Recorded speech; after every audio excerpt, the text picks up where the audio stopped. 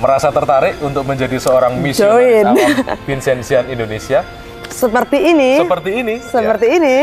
Halo Sobat Vincentian yang terkasih, selamat sore. Kami sekarang berada di Provinsialat Kongregasi Misi Provinsi Indonesia, Jalan Kepanjen nomor 9, Kota Surabaya.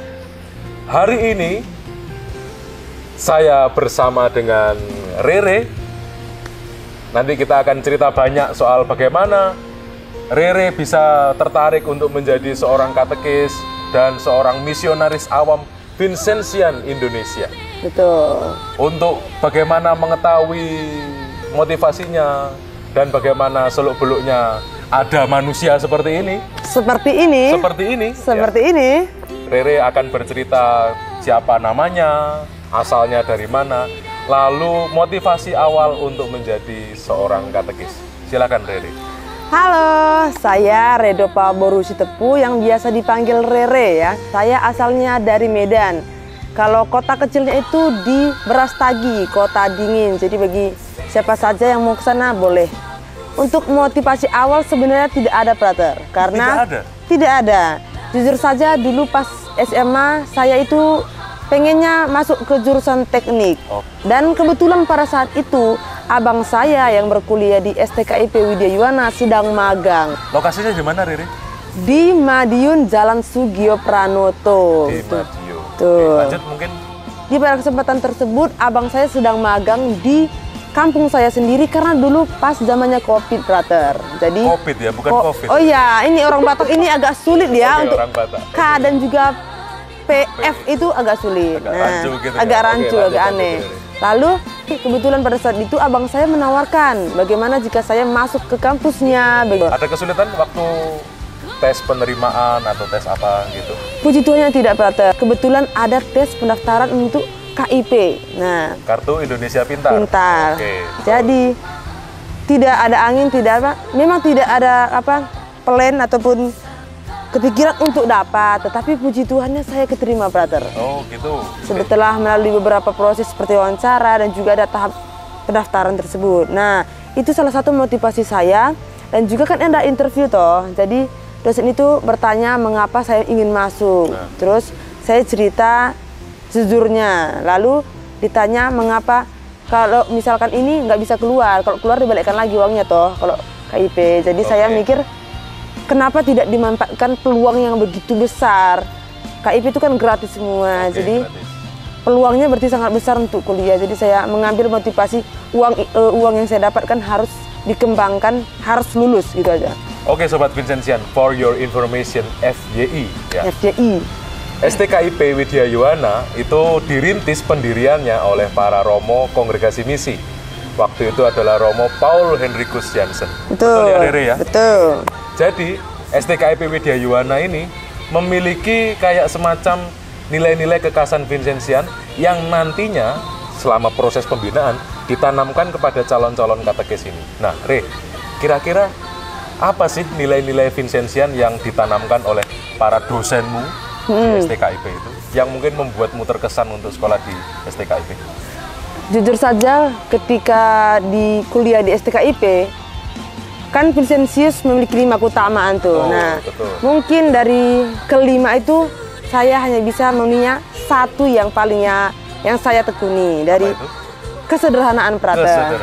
Jadi ketika PPL lingkungan, PPL stasi ataupun magang itu saya hanya bisa menghidupi hal tersebut di mana saya menghargai apa yang saya punya. Jadi saya tidak mematok orang lain. Saya lihat, oh ini barangnya ada ini, jadi saya harus punya. Tidak, jadi apa yang saya punya itu saya gunakan. Tetapi yang keutamaan kerendahan hati, iya ada kerendahan hati untuk menolong, tetapi tidak sepenuhnya. Apalagi kelembutan hati, aduh itu apalagi sama sekali tidak bisa, Prater. Jadi meskipun saya tidak bisa hidup nggak bisa, mungkin prosesnya belum bisa. Jadi saya menekuni satu keutamaan itu adalah kesederhanaan. Tuh, tidak menye-menye apa yang ada kita terima dan juga selalu bersyukur begitu. Dulu di 2023 itu saya pernah mengikuti misi umat. Nah, di situ kan saya anak KIP. Jadi anak KIP itu dituntut untuk mengikuti berbagai kegiatan yang ada yang berhubungan dengan kampus. Jadi saya dipilih, diutus dari pihak kampus itu ada 2 orang, saya dan adik tingkat, untuk mengikuti misi umat di Klepu. Jadi saya untuk pertama kalinya masuk ke Selulu CM itu adalah ketika Lokakarya. Jadi misi umat ya. Ya, jadi saya memiliki kesempatan untuk tinggal 3 hari sepertinya di Langsep, Malang. Oke. Ya. Dari CM waktu itu ya. Iya, betul. Mungkin Prater juga ada kan? Ada waktu nah, itu. Di situ saya mengenal mulai CM, lalu mengikuti misi umat lagi di Klepu, dan untuk kedua kalinya saya juga mengikuti misi umat di 2025 ini di SMTB Surabaya. Di Santa Maria Tak Berselangat. Betul. Oke, Rere, sekarang sudah semester berapa ini? Kebetulan puji Tuhan sudah selesai, Prater. Jadi selesainya Sudah lulus ya? Sudah lulus. Oke, sudah lulus. Sudah Jadi, wisuda? belum wisuda. Kebetulan wisudanya masih tahun depan, Prater. Oh, masih tahun depan. Yang penting ijazahnya udah keluar. Ijazah sudah Itu keluar, yang ya? penting, betul. Oke. Setelah ini mau apa? Mau perutusan atau mau misi di mana? Dengar-dengar mau misi juga nih. Kelihatan. Nah, iya. Kebetulan saya setelah ini akan bertugas di Serawai menjadi misionaris awam Vincentia. Serawai, Oke. Kalimantan Barat. Untuk teman-teman Sobat Vincenzian yang mungkin belum tahu Serawai itu di mana, pertama mungkin bisa search di Google Maps. Betul. Tapi kalau kesulitan search di Google Maps, kami kasih tahu aja. Serawai itu ada di pedalaman Kalimantan Barat. Ya. Rere sudah menggali soal Serawai, mungkin bisa ceritakan Serawai itu seperti apa, masyarakatnya seperti apa? Untuk jelasnya sih belum, tetapi saya mendapat gambaran bahwa Serawai itu adalah salah satu desa yang mungkin di ujung Kalimantan Barat, Prater. Jadi setelah terbang dari Surabaya, kita harus ke Pontianak dulu ya, nyampe di Pontianak, lalu harus naik bus atau travel sekitar kurang lebih 10 jam, Prater. 10 jam. Nah, itu di situ nggak salah dengar ya, 10 jam. 10 jam, Prater. Oke. Setelah 10 jam ke Nangapino, kita harus berangkat lagi naik speedboat itu sekitar kurang lebih 5 jam baru nyampe di Serawai. Jauh sekali berarti. Iya, tetapi lebihnya Serawai itu kaya akan orang bermisi, Prater. Jadi gitu ya? bukan hanya saya yang bermisi, tetapi nantinya ada prater yang sedang pastoral, ada juga guru-guru yang sedang bermisi dari Saint Louis. Jadi saya bisa berbagi, kerjasama dengan mereka betul, untuk misi, betul sekali. Rere mau berangkat ke sana ini sebenarnya sudah tahu belum? Nanti di sana itu bakal ngapain, terus kegiatannya seperti apa, terus motivasi awal untuk mengikuti kegiatan misi itu seperti apa? Mungkin bisa diceritakan, nih?